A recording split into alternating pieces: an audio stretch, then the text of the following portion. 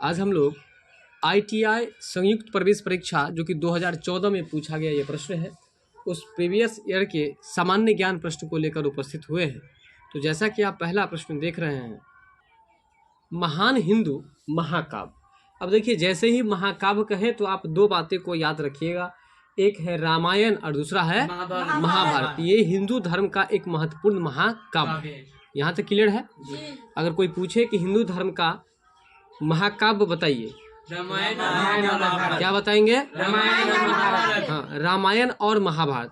कितना आदमी रामायण बोल देता है, गलत है, रामायण। क्या बोलेगा? रामायण। बिल्कुल, रामायण। तो ये रामायण जो है वह हिंदू धर्म का क्या है? एक काव्य है। क्या है? काव्य है। क्या है? काव्य है। तो ये जो काव्य है रामायण, तो उस रामायण के बारे में पूछा जा रहा है कि रामायण के रचयिता हैं, यानी कि रामायण के रचयिता कौन है, रामायण किन के द्वारा रचा गया है। तो याद रखिए, यहाँ पर हम 2-3 प्रश्नों को सिखाने का प्रयास करेंगे। सबसे पहले रामायण में राम के बारे में वर्णन किया गया है, एक बात को याद रखिएगा। दूसरा बात ये याद रखिएगा, रामायण में और रामचरितमानस में, इस दोनों में बच्चे अंतर नहीं कर पाते हैं अधिकतर, और इसका आंसर आपको जो है सो गलत मार देते हैं। तो याद रखिएगा, रामायण यदि कहे तो इसके रचयिता जो है वो वाल्मीकि जी है। रामायण के रचयिता कौन है? वाल्मीकि जी। वहीं रामचरितमानस बोल दे तो रामचरितमानस में भी राम के बारे में ही लिखा गया है। तो रामचरितमानस यदि बोल दे तो वो आपको तुलसीदास के द्वारा लिखा गया है। लेकिन यदि रामायण बोल दे, जो कि आपके प्रश्न में यहाँ पर है, जब रामायण बोल दे तो इसका आंसर आप क्या दीजिएगा? तब इसका आंसर वाल्मीकि दीजिएगा, जो कि यहाँ पर इनमें से कोई नहीं दिया है इसका आंसर। लेकिन इसका सही उत्तर जो होगा वो आपको वाल्मीकि होगा। बात समझ में आ रहा है ना? तो आप लोग फटाफट से बताइए कि हिंदू धर्म के महाकाव्य कौन कौन से हैं? रामायण है और महाभारत। दूसरा बात है कि रामायण जो है वो किनके द्वारा लिखा गया है? वाल्मीकि जी के द्वारा। किसके द्वारा लिखा गया है? वाल्मीकि जी के द्वारा लिखा गया है। इसके बाद है आपको रामचरितमानस। रामचरितमानस किनके द्वारा लिखा गया है? तुलसीदास के द्वारा लिखा गया है। रामायण कहे चाहे रामचरितमानस कहे, दोनों में राम भगवान के वखानों का वर्णन है। उसमें राम भगवान के वखानों का वर्णन है, ठीक है। और अगर हम महाभारत की बात करें तो महाभारत के जो रचयिता है वो आपको वेद व्यास जी है। कौन है? वेद व्यास जी है। आप ये भी याद रखिएगा, ठीक है। चलते हम लोग अगले प्रश्न पर। निम्नलिखित में से कौन द्वितीय विश्व युद्ध में हारे हुए देशों में से एक नहीं है? प्रश्न बहुत अच्छा है। यहाँ पर हम लोग 3 प्रश्न को सीखेंगे। जब द्वितीय विश्व युद्ध हुआ था 1939 ईस्वी में और 1945 ईस्वी तक चला था, उस समय कहता है कि कौन कौन से ऐसे देश थे जो कि आपको पराजित हुए थे, और उन पराजित देशों में से यहाँ पर 3 देशों का वर्णन किया गया है और एक देश छुपा दिया गया है। एक देश नहीं है, एक देश है जो आपको अलग है। तो वो सबसे पहले तो याद रखिए कि पोलैंड जो है ना, वह आपको पराजित नहीं हुआ था।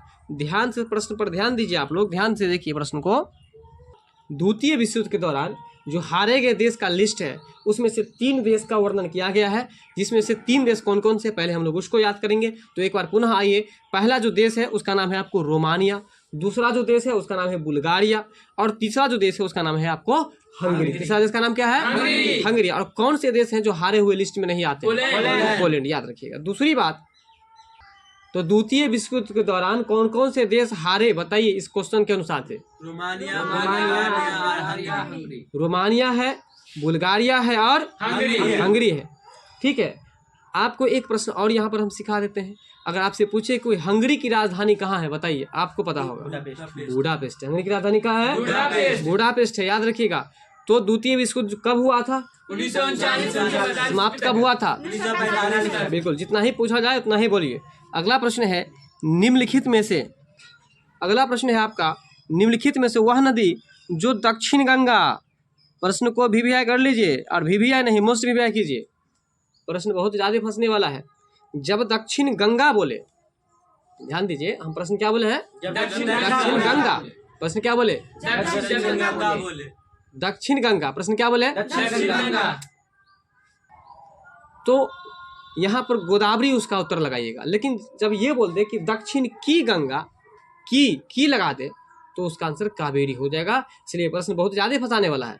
प्रश्न क्या बोले? जब दक्षिण गंगा बोलेगा तो आप गोदावरी मारिएगा, जब दक्षिण की गंगा बोलेगा तो कावेरी मारिएगा। प्रश्न बहुत ही ज्यादा महत्वपूर्ण है, एक बार पुनः बोल दिया आपको हम। तो आइए प्रश्न नंबर निम्नलिखित में से वह नदी जो दक्षिण गंगा के नाम से जानी जाती है वह कौन सी नदी है? तो वो आपको गोदावरी है।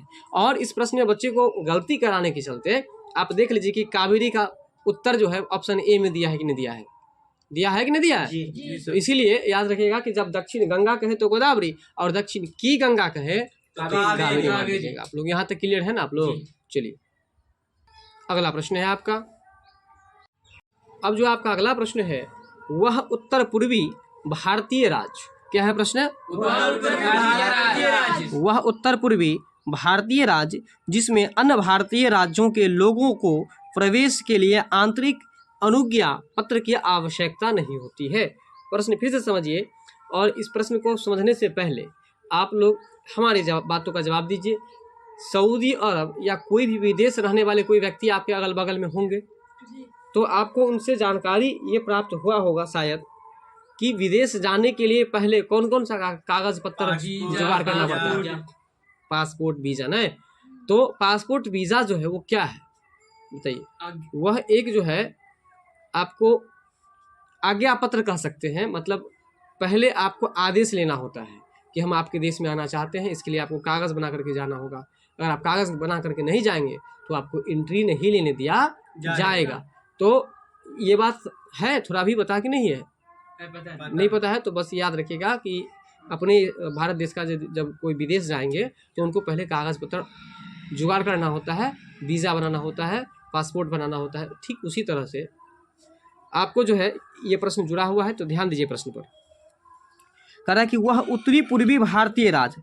अब यहाँ से एक प्रश्न तो पहले हम लोग सीख लिए कि वो जो राज्य है भारत के उत्तर में और पूरब में पड़ता है।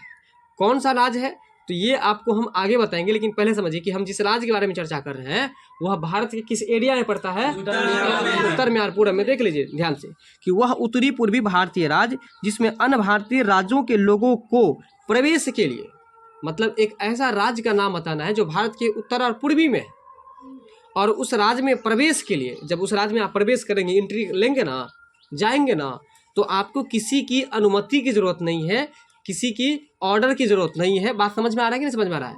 तो बताइए वो राज्य अच्छा है कि बुरा है? अच्छा। देखिए हर मायने में अच्छा ही नहीं है, किसी मायने में बुरा भी है। अगर कोई टेररिस्ट होगा, अगर कोई आतंकवाद होगा, तो वो आतंकवाद अगर आदेश लेने के लिए जाए तो उसका जांच पड़ताल होगा, तो वो पकड़ा जाएगा कि वो आतंकवाद है, तो फिर उस राज्य में वो एंट्री नहीं मानेगा।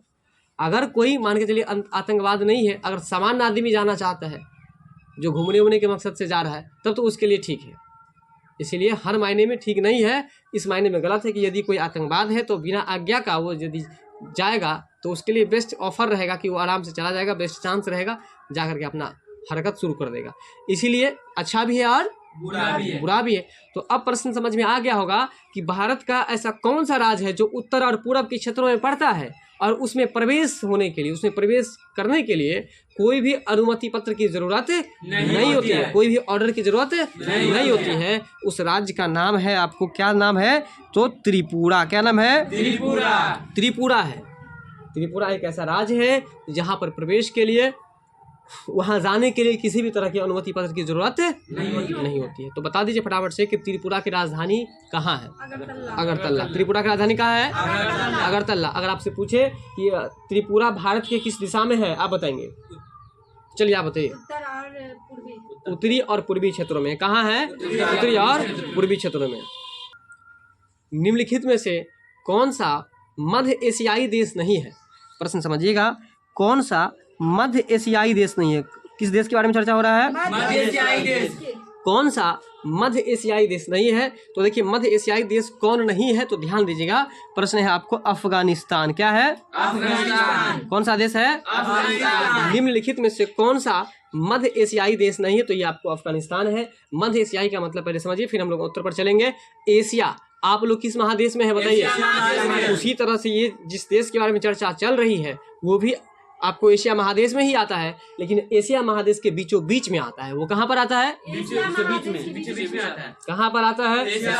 बीचों बीच में आता है। तो इसीलिए लगा है, प्रश्न पर ध्यान दीजिए कि मध्य एशियाई देश कौन नहीं है। तो मध्य एशियाई देश कौन नहीं है? तो यहाँ पर इस प्रश्न को वीवीआई कीजिए तो ये आपको यहाँ पर 3 प्रश्न सिखा करके जाएगा ये प्रश्न। तो देखिए किर्गिस्तान जो है ये मध्य एशियाई देश है, जबकि तुर्कमेनिस्तान जो है ये भी आपको मध्य एशियाई देश है, और उज्बेकिस्तान जो है यह भी आपको मध्य एशियाई देश है। लेकिन अफगानिस्तान जो है वह मध्य एशियाई देश नहीं है। तो याद रखिएगा कि अफगानिस्तान जो है ये एशिया के किस क्षेत्र में अवस्थित है? तो यह जो है मध्य एशियाई क्षेत्र में अवस्थित नहीं होकर के किसी और क्षेत्र में अवस्थित है। बात समझ में आ रहा है ना?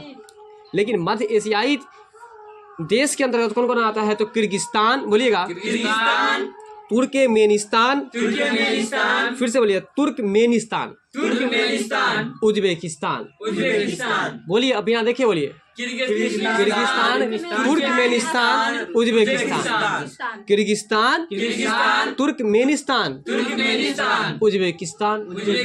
देखिए पढ़ाई को बिल्कुल आप खेल खेल में सीखिए, तब जाकर के वो आपको परमानेंटली तो नहीं लेकिन अधिक समय तक जरूर याद रहेगा। भूलना तो प्रकृति का नियम है, आप जितना याद करते हैं उसका बहुत कम आपको याद रह पाता है, तो आप भूलेंगे। लेकिन आप यदि कोई भी काम को यदि आप सिंपल वे में लेते हैं, यदि हंस खेल के पढ़ते हैं, हंस खेलने का मतलब ये नहीं कि मतलब हाथ से बैंक कीजिए, आप कहने का मतलब बिल्कुल उसको सिंपल वे में लीजिए, आप उसको प्रेशर लेकर के नहीं समझिए, तब वो चीज़ आपको याद रहेगा। समझ में आ रहा है कि नहीं समझ में आ रहा है? तो इसलिए आप लोग भी इसी तरह से मुस्कुराइए, पढ़िए, तब जा करके आपको समझ में आएगा वो चीज़। प्रेशर नहीं बनाना है कि यार याद नहीं होता है, पता नहीं सर बार बार डांट रहे हैं। ध्यान दीजिए, आपका मन भी संकेंद्रित होना चाहिए, एक जगह स्थित होना चाहिए। अब ये नहीं कि बैठे यहाँ है और श्री राम जय राम पर ध्यान है।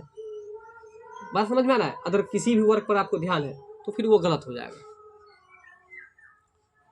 अभी हम जितना प्रश्न पढ़ाए हैं उसका जवाब यदि आपसे मांगे तो मिलना चाहिए था। अब पता नहीं आप लोग देंगे कि नहीं देंगे। तो चलिए, अगर देंगे तो मुझे फटाफट से आप लोग जवाब दीजिए। तो बताइए कि रामायण के रचयिता कौन है? रामायण के रचयिता कौन है? अब बताइए कि द्वितीय विश्व युद्ध में कौन से देश जो है आपको नहीं हारे थे? पोलैंड नहीं हारे थे। बताइए कि दक्षिण की गंगा किस नदी को कहा जाता है? और दक्षिण गंगा किसको कहा जाता है? गोदावरी को। अब बताइए कि ऐसा कौन सा राज्य है जो भारत के उत्तरी पूर्वी क्षेत्र में पड़ता है और उसमें प्रवेश के लिए कोई ऑर्डर की जरूरत नहीं होती है? त्रिपुरा। कौन सा राज्य है? ठीक है। अब लास्ट क्वेश्चन बता दीजिए कि आपको मध्य एशियाई देश के अंतर्गत कौन नहीं आता है और कौन कौन आता है? किर्गिस्तान, तुर्कमेनिस्तान और उज्बेकिस्तान। बात समझ में आ रहा है? इसके बाद है आपको कि सुंदरबन क्षेत्र जो है वो किस राज्य में स्थित है?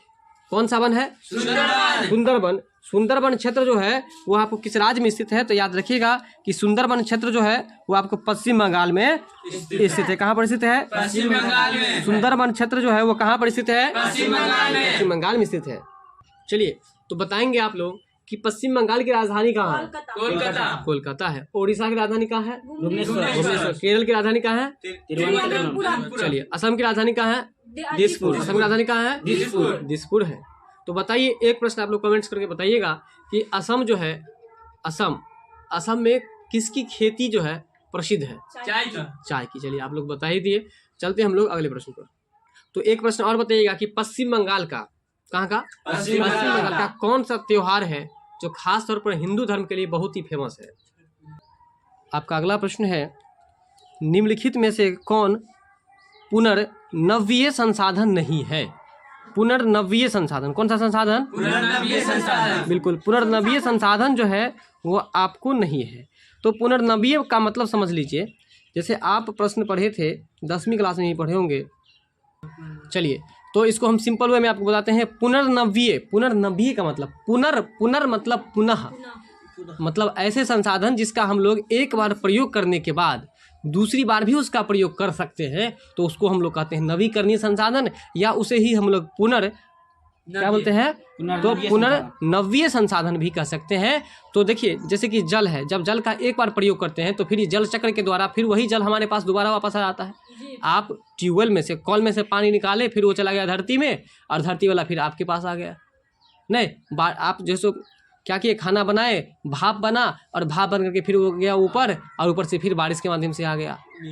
तो ये सब आपको क्या होता है कि ये पुनर्नवीय है, मतलब इसको बार बार यूज कर सकते हैं, है ना। जैसे जंगल है, नहीं, एक बार जंगल कट जाए फिर आ जाता है। उसी तरह से वन्य प्राणी मतलब वन में रहने वाला प्राणी।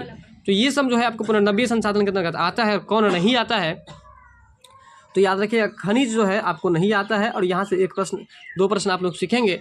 खनिज का सबसे पहले उदाहरण समझिए। खनिज का मतलब होता है जैसे पेट्रोल डीजल।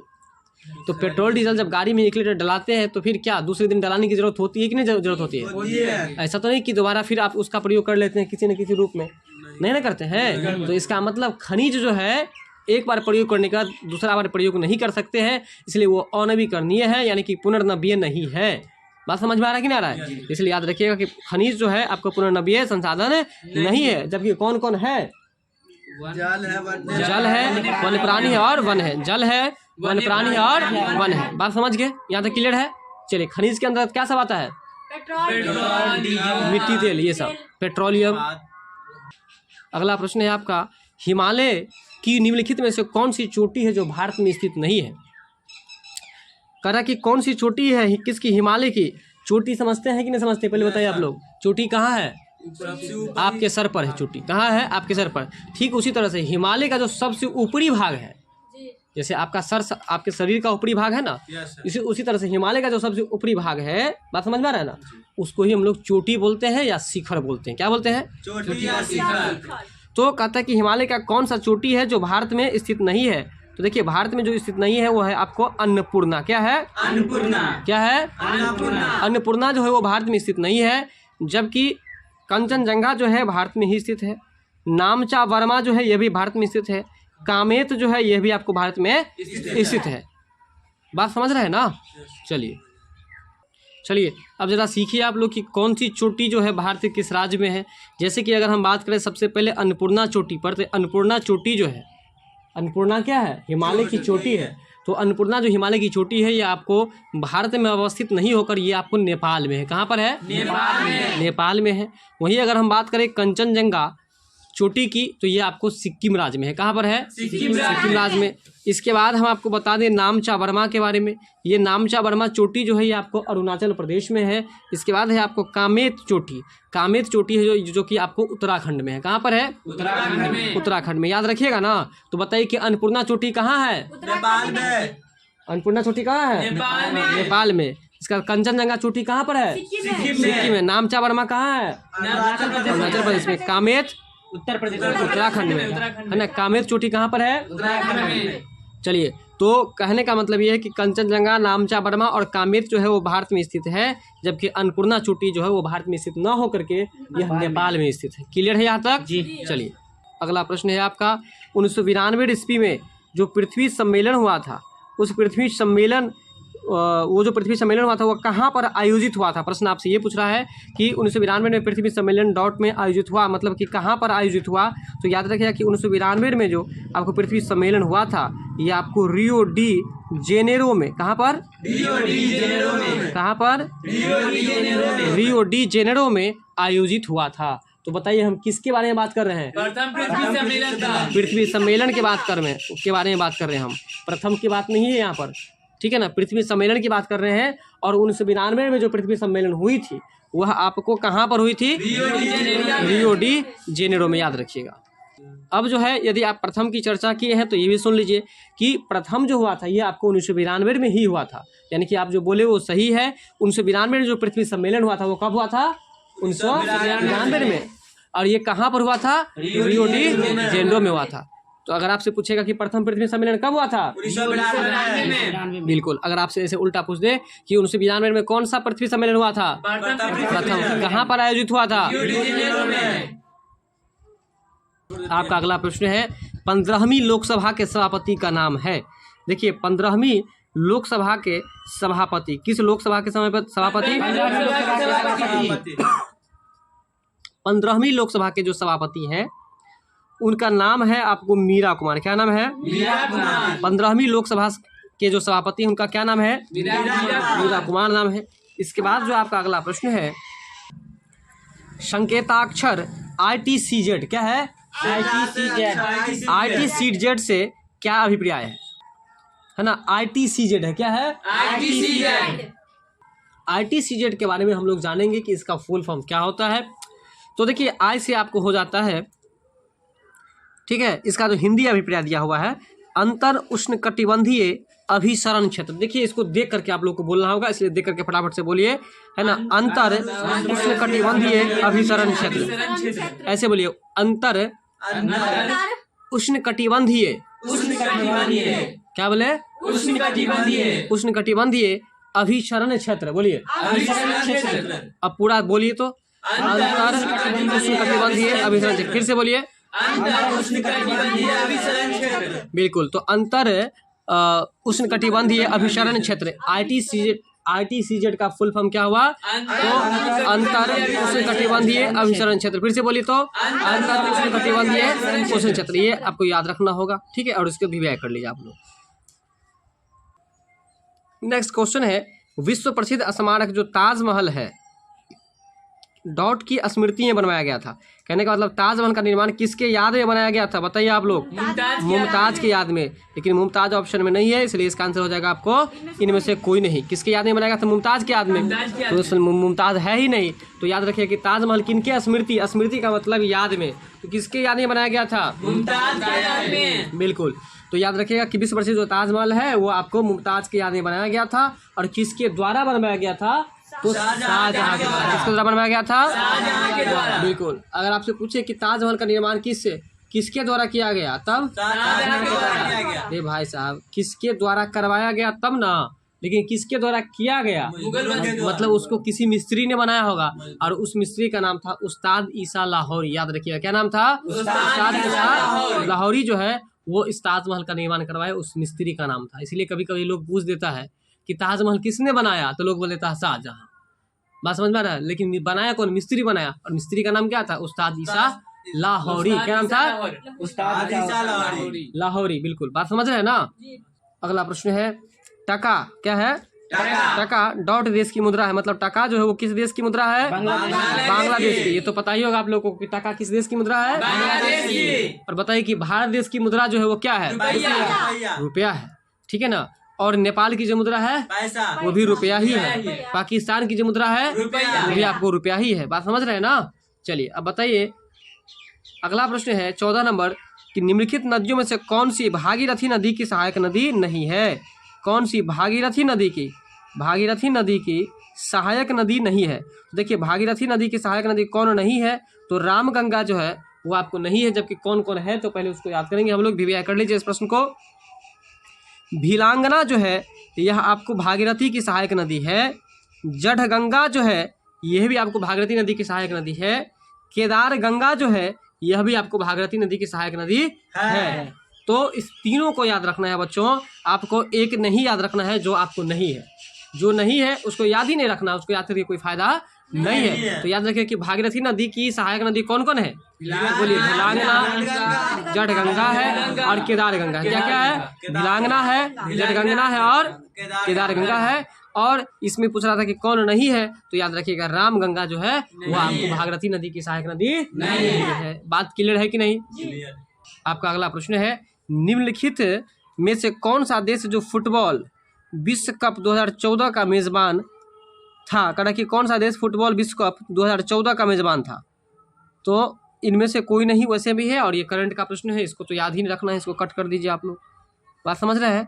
चलिए चलते हम लोग अगले प्रश्न पर। तो 16 नंबर में है कि कौन सा कथन सही है। ठीक है, तो चंद्र ग्रहण जो है वो पूर्णिमा की रात्रि को होता है, बिल्कुल सही है। और याद रखिएगा आप लोग कि चंद्र ग्रहण आपको पूर्णिमा के दिन लगता है, जबकि सूर्य ग्रहण जो है वो अमावस्या को लगता है। कब लगता है, अमावस्या के दिन। चंद्र ग्रहण कब लगता है, और सूर्य ग्रहण कब लगता है, अमावस्या के दिन। बिल्कुल। अगला प्रश्न है आपका, जनगणना 2011 के अनुसार बिहार में अधिकतम जनसंख्या घनत्व वाला जिला कौन सा है। मतलब 2011 के अनुसार, किसके अनुसार, 2011 के अनुसार बिहार में सबसे अधिक जनसंख्या घनत्व वाला जो जिला है वो कौन सा है। तो शिवहर जो है यह आपको सबसे अधिक घनत्व वाला जिला है, ये चीज़ याद रखिएगा।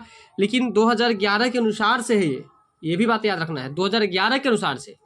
अब जो है अभी वर्तमान की यदि बात करें तो इसको याद रख लीजिएगा आप लोग। 2011 की जनगणना के अनुसार सबसे अधिक जनसंख्या घनत्व वाला जो जिला है वो आपको कौन सा जिला है, शिवहर जिला है। अगला प्रश्न है आपका 18 नंबर में, ककोलत जलप्रपात ककोलत जलप्रपात जो है वो डॉट राज्य में स्थित है, मतलब कि ककोलत जलप्रपात किस राज्य में स्थित है? तो इसका आंसर है आपको इनमें से कोई नहीं। और हकीकत में इसका आंसर क्या होना चाहिए तो आपको हम वो भी बता देते हैं कि ककोलत जलप्रपात जो है वो आपको किस राज्य में है। तो ये जो है आपको ककोलत जलप्रपात जो है ये बिहार राज्य में स्थित है। और यदि आपसे पूछे कि बिहार राज्य के किस जिला में स्थित है तो याद रखिएगा नवादा जिला में स्थित है। कहाँ पर स्थित है? नवादा जिला में। बिल्कुल, ककोलत जलप्रपात जो है बिहार राज्य में स्थित है और यह नवादा जिला में स्थित है। अंतर्राष्ट्रीय न्यायालय का मुख्यालय कहाँ है? पीछे के क्लास में भी ये प्रश्न आपको बताए थे। अंतर्राष्ट्रीय न्यायालय का जो मुख्यालय है वो आपको द हेग में है। कहाँ पर है? The Hague. याद रखिएगा, यहाँ पर सीधे हेग दिया है, वो भी ठीक है। अंतर्राष्ट्रीय न्यायालय का जो मुख्यालय है वो कहाँ पर है? हेग में। कहाँ पर स्थित है? हेग में। अगला प्रश्न है कि सम्राट अकबर के माताजी का क्या नाम है? ठीक है, तो अकबर के माताजी का जो नाम है वो आपको क्या नाम है? हमीदा बानो बेगम। और ये भी आपको बैक की क्लास में खूब अच्छी तरीके से चर्चा किए थे कि अकबर के पिताजी का नाम हुमायूं है और इनकी माताजी का नाम हमीदा बानो बेगम है। तो बताइए कि अकबर की माताजी का क्या नाम है? हमीदा बानो बेगम। बिल्कुल। अगला प्रश्न है 1857 की क्रांति के समय भारत का गवर्नर जनरल कौन था? 1857 की क्रांति के समय भारत का गवर्नर जनरल जो है लॉर्ड कैनिंग था। कौन था? Lord Canning. 1857 की क्रांति के समय भारत का गवर्नर जनरल कौन था? लॉर्ड कैनिंग था। अगला प्रश्न है जलियांवाला बाग नरसंहार क्या है? जलियांवाला बाग नरसंहार की घटना कब हुई? यह आपको 13 अप्रैल 1919 को हुई। कब हुई है? 13 अप्रैल 1919 को हुई है। जलियांवाला बाग नरसंहार की घटना कब हुई है? 13 अप्रैल 1919 को हुई है। अगला प्रश्न है भारत के संविधान के अनुसार बिहार राज्य में लोकसभा की अधिकतम सीटों की संख्या? हम आपको 2016 के प्रश्न में और 2015 के प्रश्न में भी पढ़ाए थे कि नहीं पढ़ाए थे? जी। और अभी जो है सब पार्टी जो है 40-40 लाने के लिए एकदम लड़ाई कर रहे हैं। न्यूज़ पर देखिएगा, भारत के संविधान के अनुसार बिहार राज्य से लोकसभा में किसमें? लोकसभा में अधिकतम सदस्य की संख्या कितनी है? 40 है। कितना है? 40 है। किसकी संख्या? तो लोकसभा में अधिकतम सदस्य की संख्या 40 है। अगला प्रश्न है आपका भारत में 10वीं पंचवर्षीय योजना, भारत में 10वीं पंचवर्षीय योजना की अवधि क्या है? तो याद रखिएगा 10वीं पंचवर्षीय योजना की अवधि जो है वो 2002 से 2007 ईस्वी है। क्या है? 2002 से 2007 ईस्वी है। 10वीं पंचवर्षीय योजना की अवधि क्या है? 2002 से 2007 ईस्वी। अगला प्रश्न है बिहार राज्य का निम्नलिखित में से कौन सा जिला जो भारत बांग्लादेश अंतर्राष्ट्रीय सीमा के सहारे स्थित है? ठीक है, तो बिहार राज्य का निम्नलिखित में से कौन सा जिला है जो भारत बांग्लादेश अंतर्राष्ट्रीय सीमा के सहारे है ना स्थित है? तो इसका आंसर जो है वो है इनमें से कोई नहीं। तो इसका राइट आंसर तो इनमें से कोई नहीं आपको बता ही दिए, लेकिन याद रखिएगा है ना बिहार राज्य का कोई भी ऐसा जिला नहीं है जो कि आपको भारत बांग्लादेश अंतर्राष्ट्रीय सीमा के सहारे स्थित है ना। तो ये चीज़ याद रखिएगा। अगला प्रश्न है आपका भारत के पश्चिम तटीय मैदान का मुंबई से कहाँ से? मुंबई से गोवा के बीच का जो भाग है, मुंबई से गोवा के बीच का जो भाग है वो क्या कहलाता है? तो मुंबई से गोवा के बीच का जो भाग है उसको हम लोग कोंकण तट कहते हैं। क्या कहते हैं? कोंकण तट कहते हैं। मुंबई से गोवा के बीच का जो भाग है उसको क्या कहते हैं? कोंकण तट कहते हैं। अब आपका अगला प्रश्न है भारत का पड़ोसी देश है, तो भारत का जो पड़ोसी देश है जो कि भारत द्वारा 3 ओर से घिरा हुआ नहीं है, 3 ओर से घिरा हुआ नहीं है, तो पाकिस्तान जो है ये भारत का पड़ोसी देश है जो कि 3 तरफ से घिरा हुआ नहीं है। याद रखिएगा, तो 3 तरफ से घिरा हुआ जो है वो आपको नेपाल भी 3 तरफ से घिरा है, भूटान भी 3 तरफ से घिरा है, बांग्लादेश भी घिरा है, लेकिन पाकिस्तान जो है वो 3 तरफ से नहीं घिरा हुआ है। भारत का पड़ोसी देश जो कि भारत द्वारा किसके द्वारा? भारत के द्वारा 3 ओर से घिरा हुआ है। तो याद रखिएगा कि भारत के द्वारा नेपाल घिरा हुआ है, भूटान भी घिरा हुआ है, बांग्लादेश भी घिरा हुआ है, जबकि पाकिस्तान नहीं घिरा हुआ है। अगला प्रश्न है कि गत दशक 2001 से 11 में बिहार के जिस जिले में अधिकतम जनसंख्या वृद्धि दर्ज की गई थी वह कौन सा जिला था? तो मधेपुरा। यानी कि 2001 से 11 के बीच में जो सबसे अधिक जनसंख्या वृद्धि हुई थी वो किस जिला में हुई थी? बिल्कुल, तो मधेपुरा किस राज्य का जिला है? बिहार का। किस राज्य का जिला है? बिहार राज्य का है, जो कि 2001 से 11 के बीच में सबसे अधिक जनसंख्या वृद्धि है ना हुई थी। किस जिला में? अगला प्रश्न है आपका निम्नलिखित में से किस रेल मंडल का मुख्यालय हाजीपुर में स्थित है। याद रखिएगा कि किस रेल का मुख्यालय जो है सो आपको हाजीपुर है। तो पूर्व मध्य रेलवे का मुख्यालय कहाँ पर है? हाजीपुर में। पूर्व मध्य रेलवे का मुख्यालय आपको हाजीपुर में है। पूर्व मध्य रेलवे का मुख्यालय कहाँ है? हाजीपुर में। किस रेल मंडल का मुख्यालय हाजीपुर में है? तो पूर्व मध्य रेलवे का मुख्यालय आपको हाजीपुर में है। याद रखिएगा आपको। अगला प्रश्न है संकेताक्षर शेल से क्या अभिप्राय है? देखिए, एस से आपको स्टील, ए से अथॉरिटी ऑफ साइलेंट है, आई से इंडिया और एल से लिमिटेड। यानी कि सेल का फुल फॉर्म हो गया आपको steel authority of India limited. क्या है? Steel authority of India limited. क्या होगा? Steel authority of India limited. अगला प्रश्न है इसरो। इसरो का जो मुख्यालय है वह आपको कहाँ पर स्थित है? तो इसरो का मुख्यालय आपको बेंगलुरु में स्थित है। कहाँ पर स्थित है? बेंगलुरु में। इसरो का मुख्यालय कहाँ पर स्थित है? बेंगलुरु में है। अगला प्रश्न है भारतीय राज्य जिसमें होकर कर्क रेखा नहीं गुजरती है, तो बिहार से होकर के आपको कर्क रेखा नहीं गुजरती है। बात समझ में आ रहा है ना? बिहार से होकर के कर्क रेखा नहीं गुजरती है, जबकि पश्चिम बंगाल से गुजरती है, मिजोरम से गुजरती है और त्रिपुरा से भी गुजरती है। और इस प्रश्न को आप भी कर लेंगे। तो कर्क रेखा जो है किस किस राज्य से गुजरती है? पश्चिम बंगाल से, मिजोरम से, त्रिपुरा से, जबकि बिहार से नहीं गुजरती है। अगला प्रश्न है अंडमान और निकोबार द्वीप समूह में, अंडमान और निकोबार द्वीप समूह में सम्मिलित द्वीपों की कुल संख्या कितनी है? तो 572 है। अंडमान और निकोबार द्वीप समूह जो है उसमें आपको सम्मिलित द्वीपों की संख्या कुल कितनी है? 572। बताइए कि अंडमान और निकोबार द्वीप समूह की राजधानी कहाँ है? ठीक है, तो पोर्ट ब्लेयर है। कहाँ है? पोर्ट ब्लेयर है। अगला है कि बरौनी तेल रिफाइनरी संबंधित है, बरौनी तेल रिफाइनरी संबंधित है, किससे संबंधित है? IOCL से। और IOCL का फुल फॉर्म होता है इंडियन ऑयल कॉर्पोरेशन, है ना, corporation limited. Indian oil corporation limited. क्या होगा? Indian oil corporation limited. इसको शॉर्ट में हम लोग IOCL कहते हैं। जनगणना 2011 के अनुसार बिहार में सर्वाधिक लिंगानुपात जो है किस जिला में है? 2011 की जनगणना के अनुसार आपको बताना है कि बिहार के किस जिला में लिंगानुपात सबसे अधिक है। तो याद रखिए गोपालगंज जिला जो है यहाँ पर आपको जो है सो सबसे अधिक लिंगानुपात है। बात समझ रहे हैं? चलिए, अब आपका अगला प्रश्न है भारत के संविधान द्वारा निर्धारित लोकसभा में अधिकतम संख्या कितनी है? भारत के संविधान के द्वारा आपको लोकसभा में अधिकतम संख्या कितनी है? 552 है। कितनी है? 552 है। तो बताइए कि लोकसभा सदस्यों की संख्या जो है बिहार में कितना है? 40 है। अगला प्रश्न है झरिया कोयला खान। झरिया कोयला खान जो है वह आपको किस राज्य में स्थित है? तो आपको पहले से ही पता होगा झरिया कोयला खान आपको झारखंड में स्थित है। कहाँ पर स्थित है? झारखंड में। और झारखंड की राजधानी कहाँ है? रांची है। आपका अगला प्रश्न है सार्स से अभिप्राय है, मतलब सार्स का आपको फुल फॉर्म बताना है और वो भी हिंदी में बताना है। इसका जो उत्तर हो जाएगा दक्षिण एशियाई क्षेत्रीय सहयोग संगठन। बोलिएगा दक्षिण एशियाई क्षेत्रीय सहयोग संगठन। क्या होगा?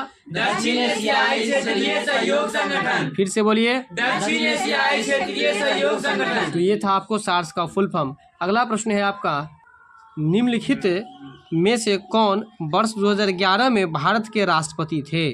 तो प्रश्न को अभिव्यय कीजिए। 2011 में जो राष्ट्रपति थे भारत के, इनमें से कोई आंसर नहीं दिया है, लेकिन आपको हम बताते हैं कि आखिर इसका उत्तर सही क्या होगा। वर्ष 2011 में जो राष्ट्रपति थे इनका नाम है आपको राष्ट्रपति प्रतिभा देवी सिंह पाटिल। क्या नाम है? प्रतिभा देवी सिंह पाटिल। अगला प्रश्न है आपका पाक जल संधि डॉट के बीच में अवस्थित है, यानी कि पाक जल संधि जो है वो किस किस देश के बीच में है? तो भारत और श्रीलंका के बीच में। किसके बीच में है? पाक जल संधि किसके किसके बीच में है? भारत और श्रीलंका के बीच में अवस्थित है। अब है Jim Corbett national park. Jim Corbett national park जो है यह आपको किस राज्य में अवस्थित है? तो याद रखिएगा ये उत्तराखंड में। कहाँ पर है? उत्तराखंड में। जिम कॉर्बेट नेशनल पार्क कहाँ पर अवस्थित है? उत्तराखंड में अवस्थित है। अगला प्रश्न है महात्मा गांधी द्वारा किसके द्वारा? महात्मा गांधी के द्वारा दांडी मार्च कब प्रारंभ हुई? तो ये 12 मार्च 1930 ईस्वी को प्रारंभ हुई। 12 मार्च 1930 ईस्वी को प्रारंभ हुई। अगला प्रश्न है भारतीय संविधान का जो 73वां संविधान संशोधन है, क्या माँ? 73वां संविधान संशोधन जो है वो किससे संबंधित है? तो पंचायती राज से संबंधित है। किससे संबंधित है? अब आपका अगला प्रश्न है जनवरी 2013 में भारत के सर्वोच्च न्यायालय के प्रधान न्यायाधीश कौन थे? ठीक है, तो तो 2013 में भारत के सर्वोच्च न्यायालय के जो प्रधान न्यायाधीश थे उनका नाम है जस्टिस अल्तमस कबीर। क्या नाम है? अल्तमस कबीर जी थे। अगला प्रश्न है, निम्नलिखित में से किस राज्य की सीमा बिहार से नहीं मिलती है? तो छत्तीसगढ़ राज्य की सीमा जो है वो बिहार की सीमा से नहीं मिलती है, जबकि झारखंड की बॉर्डर से मिलता है, पश्चिम बंगाल के बॉर्डर से और उत्तर प्रदेश के बॉर्डर से भी बिहार राज्य की सीमा मिलती है, जबकि छत्तीसगढ़ से नहीं मिलती है। अगला प्रश्न है, निम्नलिखित में से किस भारतीय राज्य की सीमा चीन से नहीं मिलती है? ठीक है ना, इस सेट का प्रश्न जो है काफ़ी खतरनाक प्रश्न सब था, है ना। किस भारतीय राज्य की सीमा चीन से नहीं मिलती है? तो देखिए पश्चिम बंगाल की सीमा जो है वो चीन से नहीं मिलती है। पश्चिम बंगाल राज्य की सीमा जो है चीन से नहीं मिलती है। और लास्ट का 3 प्रश्न बचा है, तो आइए उसको भी देखते हैं। अगला प्रश्न है, भारतीय मुद्रा के 1 रुपये के जो नोट होते हैं उस पर किसका हस्ताक्षर होता है? तो भारत के वित्त सचिव का। और इस प्रश्न को भी कर लीजिए, भारतीय मुद्रा के 1 रुपये के नोट पर किसका हस्ताक्षर होता है? तो भारत के वित्त सचिव का। किसका होता है? भारत के वित्त सचिव का होता है। अगला प्रश्न है आपका, संकेताक्षर RTI, मोस्ट अभिप्राय कीजिए, RTI से क्या अभिप्राय है? तो RTI का जो आपको होता है सूचना का अधिकार। क्या होता है? सूचना का अधिकार। बिल्कुल। तो राइट टू इन्फॉर्मेशन, बात समझ में आ रहा है ना? इसका आपको अंग्रेजी हो जाएगा। तो संकेताक्षर RTI से क्या अभिप्राय है? तो सूचना का अधिकार। अगला प्रश्न है, भारत के निम्नलिखित 4 राष्ट्रपतियों के कार्यकाल का आरोही क्रम में सही क्रम क्या होगा? मतलब ये 4 राष्ट्रपति है और इनका सही जो है आपको क्रम बताना है।